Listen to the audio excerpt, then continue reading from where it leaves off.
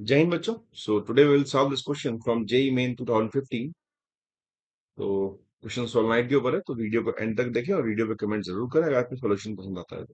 Question is two coaxial solenoids of different radius carrying current I in same direction. F1 with the magnetic force on the inner solenoid due to the outer one, and F2 with the magnetic force on the outer solenoid due to the inner one.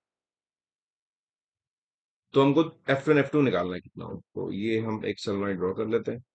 ये वाला हो गया let's suppose inner, और ये वाला हो गया हमारा आउटर। तो अब जो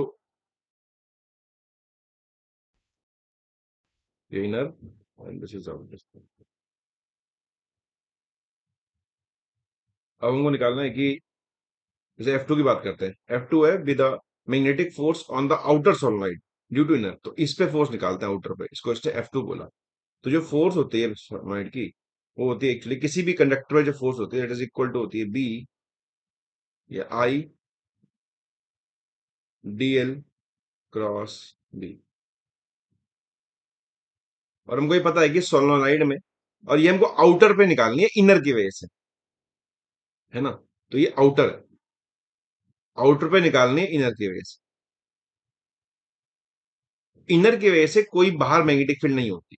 तो जब टू पे फोर्स निकालेंगे तो करंट लेंगे टू का, लेंथ लेंगे टू की, और फील्ड लेंगे वन की, कि आउटर वन की फील्ड में रखा हुआ है। और अंदर वाले सोलेनोइड की वजह से बाहर कोई फील्ड नहीं होगी, तो जो बी वन होगा वो जीरो होगा। और जब अंदर की बाहर फील्ड ही नहीं है, तो अंदर वाला बाहर फोर्स लगाया कैसे, तो फोर्स भी जीरो ही होगी। दैट मीन्स कि आउटर पे कोई फोर्स नहीं होगी। Similarly we can simply say by Newton third law, कि to every action there is an equal and opposite reaction. तो अगर आउटर पे इनर फोर्स नहीं लगा रहा, तो इनर पे भी आउटर फोर्स लगाएगा नहीं। तो F1 भी जीरो होना चाहिए बाय न्यूटन थर्ड लॉ। ठीक है। और इसको एक तरीके से और बोल सकते हैं, अगर मैं इसको एक्सप्लेन करूं तो, कि जो आउटर है उसके पास अंदर फील्ड तो है, ये फील्ड है कुछ, और जो इनर वाला है वहां पे ये फील्ड भी है,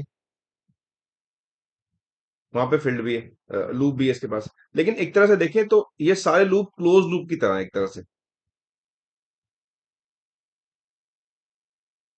और फील्ड ऐसे है, तो हमको ये चीज पता है कि जब भी यूनिफॉर्म फील्ड में कोई भी क्लोज लूप रखा हो, जैसे एक लूप ये है, एक लूप ये है, एक लूप ये है, तो उस पर फोर्स जीरो होती है। तो हम इसको ऐसे ही बोल सकते हैं, बाकी न्यूटन थर्ड लॉ से बोल सकते हैं। तो ऑप्शन में चेक करें तो option number C will be the correct option. तो कोई भी एक निकाल लें और दूसरे पे उतना इक्वली वैलिड होगा। तो ये सिर्फ यही नहीं, ये कंसेप्ट आप कहीं भी अप्लाई कर सकते हैं। तो अगर आप दो पार्टिकल्स है तो एक पे निकाल के जितनी फोर्स आ रही है दूसरे पे उतनी ही होगी, अपोजिट होगी। सो आई बिलीव कि आप लोग क्लियर होगा क्वेश्चन। तो this all about this, thanks for watching.